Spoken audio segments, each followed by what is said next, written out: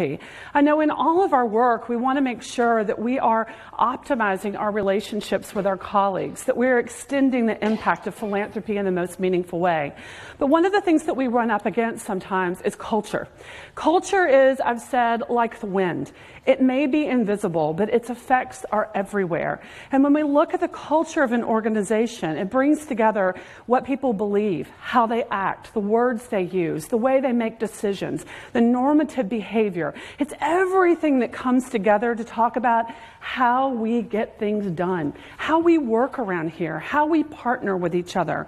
And so what we found is over and over again, if you build tactics and strategy without paying attention to culture, you often are creating efforts that are not sustainable, that are not fully integrated into the life of the organization. I see that it's often like this iceberg here, that we're often being very busy creating strategy and doing work, but often that work, if it's not rooted to the rest of the organization, falls flat.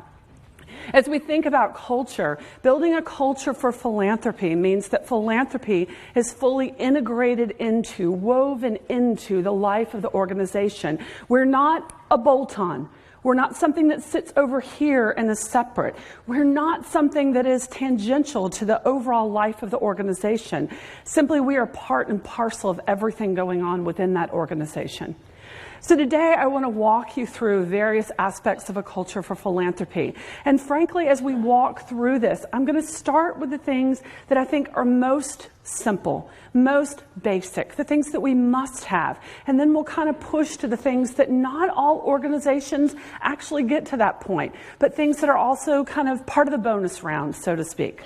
So if you have any thoughts and questions, I realize this is a big room, but I also would invite you to jump up, shout out if there are any things that you want to share as we go forward, because I realize that this is a room full of colleagues, a room full of people who care each other. And so I want this to be a conversation if you need it to be a conversation.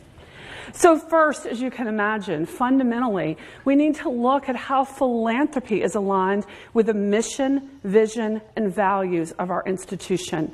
How does philanthropy support and extend those values? How does philanthropy elevate and lift those values? How is it part of the organization in a way that is incredibly meaningful and thoughtful? We have to go back first to make sure we've got that alignment there, because that's the base we build everything on. We also know, frankly, building an ambition around philanthropy is hollow if the core work of the organization is not excellent. You know, philanthropy to me is about a deep form of engagement with prospective partners. And if we're going to have deep engagement, it means that we first need to have an organization whose mission is deployed well, that we have good programs, that we have quality, that we have service, that we are meeting the needs of the multitude, as Derek said, that our mission is true and our mission is right. And so having at the very beginning that integration against the mission, vision, values of our organization and the organization that deploys things well is the bedrock on which everything else is built. I think you've then got to look at what the role of philanthropy is in the organization. I realize there are people in this room that philanthropy is your lifeblood, that your organization simply would not exist. It would not be able to deploy the programs it has without philanthropy. There are others in this room that philanthropy is the path to elevation or to competitive advantage, to doing the things we dream to do, to being our best version of ourselves as our organization. Whatever role philanthropy plays in your organization, I would say that it has an essential and vital role. Certainly, we all want to see our organizations thrive and reach their vision of potential. Anything less is a failure to serve our constituents. And so philanthropy, whether you have other revenue resources or not, is something that is essential to the organization achieving its dreams. So we need to work with our colleagues, especially in the organization, to make sure they understand the role of philanthropy, that they're aware of the impact that philanthropy has made on the organization to date. I think sometimes we are invisible. We've pulled together wonderful colleagues who've stepped forward to say, this work is aligned with my work, with my purpose, with my values, and I want to be part of it.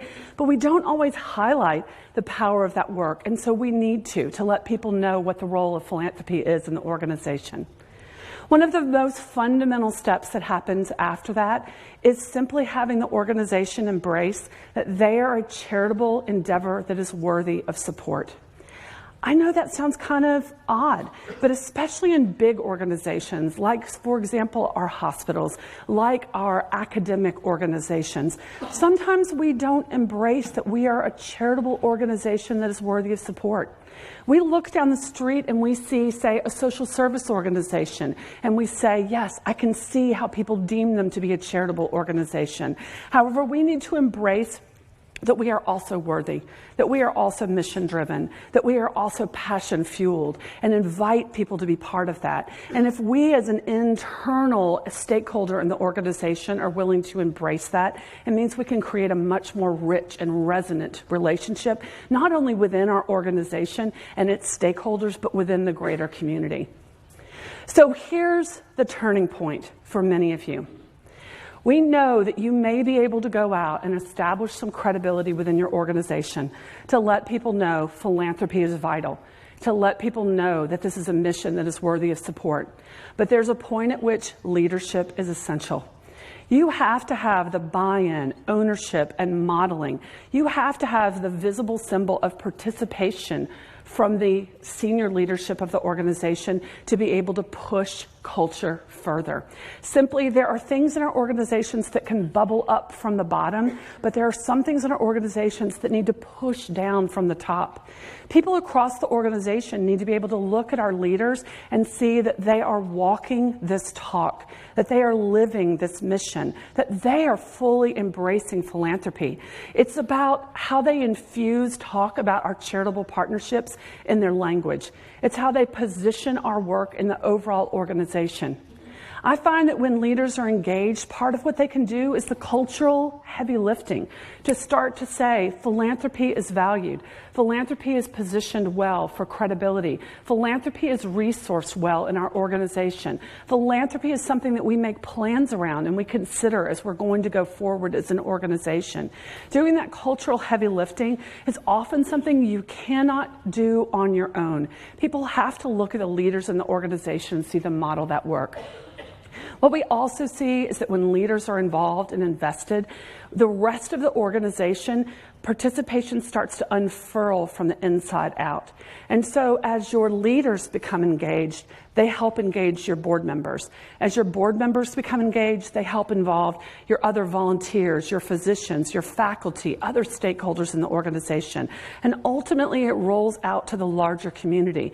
So you've got to think about almost that chain of events of who's going to influence who's going to engage others, who's going to make this something that is, again, rich and resonant and meaningful for the organization. So the next thing that starts to occur in the organization is the ability to really authentically share your story. You know that everyone on the front line of your organization lives the mission every day. They wake up thinking about the constituents you serve. They wake up thinking about the services that you're going to provide. However, starting to weave that into a narrative where philanthropy is also part of that authentic and genuine story of the organization is kind of the next step along this culture journey. It again sounds like something very simple, but to make sure that we talk about the role of partnership alongside the role of our plans. If we can then start to help those on the front line understand why donor partners want to be involved with us, I think it's important to talk to them about the emotive response that donors have, that they want to look and see how our work touches the lives of people. Derek, again, it goes back to everything you just said. I'm so glad you brought those beautiful words to us today. To look out with compassion upon the people we serve. Our donors are often, as you know, doing good not to us, but through us. They're looking out at your community. They're wanting to know how you're going to improve the lives of people. They're wanting to know how you're going to make the world better. And so being able to connect people to the values that donors bring to this work is very important. And having that sensitivity also starts to weave our story in a different way. We've also got to talk to our colleagues, our board members, our other stakeholders about the importance of impact. We know that even 10 years ago, we had a lot of donors that gave for almost impulse-driven reasons. Now we find that so often our donors are impact investors. They're wanting to look at the organization and know that we have the ability, the credibility, the resources, and the resolve to affect real change. They want to know what those outcomes are that we do propose. They want to know what our plan and our path is to executing upon those things.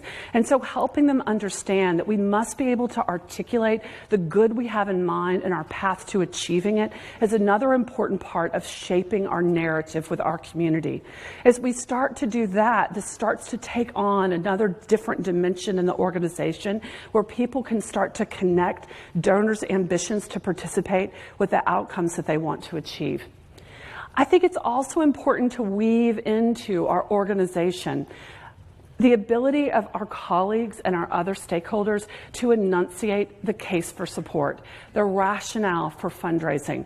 You know, how through philanthropy, through partnership, through advocacy, through ownership, can we elevate what we're doing? But one of the dimensions of that I think is really important is it is not a story of scarcity. It is not a story of need. It is a story of abundance. And we've got to be able to position that in the right way, that we don't go and say, our pockets are empty, our cupboards are bare, we don't have enough. We go instead to them and say, we have a vision for what we could do for this community. We believe that vision is right. And we need your assistance to get there because we see the opportunity. We know what we could do. And your participation means we can get there faster and to a higher level. Being able to engage our donor partners in this way, again, starts to make this more meaningful. No one wants to give to the organization that is challenged. They want to give to the organization that is visionary, that has resolve, and that wants to get to the right place. I think one of the other dimensions you've got to consider there is it's hard sometimes in our organizations that you have different presentations of the mission in the community. That sometimes you have one message going out from the foundation or philanthropy department. You have another face with the marketing department. You have another face with the volunteerism area. And so what you've got to realize is your community cannot separate your brand assets. Your community sees everything that comes with your organization's name on the top as coming from one place.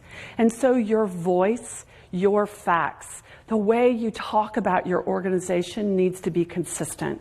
This is a place where we often have a lot of challenges, that we often have a breakdown between particularly the philanthropy side of the organization and the marketing side of the organization.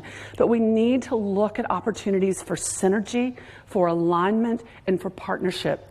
We also need to look at working in collaboration with other parts of the organization as a way to be a good steward of our resources, to leverage all the, say, real estate we have in various publications, to extend the same message through the same platforms and channels.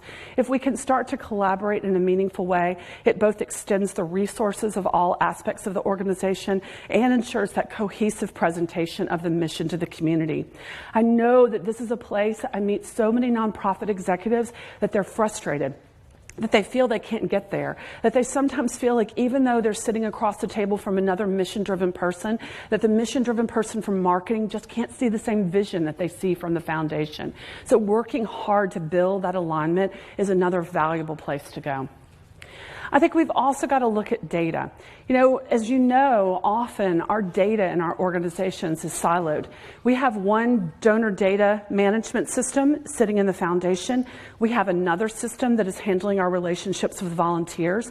We sometimes have another system that is handling our marketing relationships, our newsletter lists, and other things. I think we've also got to look at where is there potential to align that so we see a whole person, not just a donor, not just a community member, not just a constituent who's participated in our services, but we see a whole person. I think it moves beyond being donor-centric to being partner-centric, to being relationship-centric.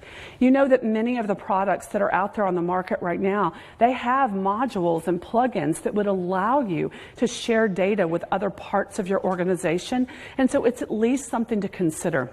Then we've got one record of our relationship with a constituent, and we can use it to communicate with them in a more meaningful, more two-way way.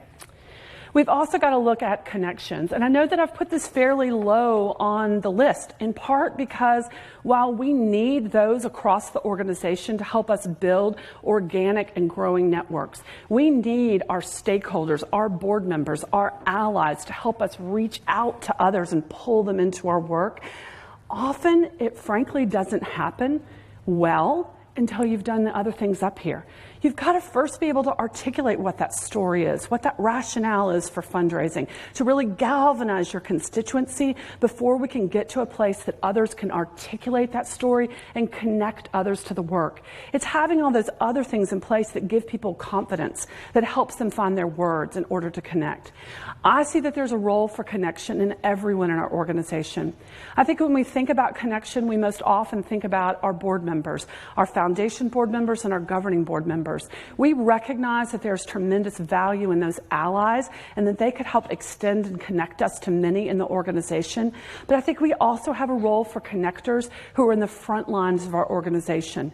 We also need to harness the potential of those in leadership in our organizations to be connectors.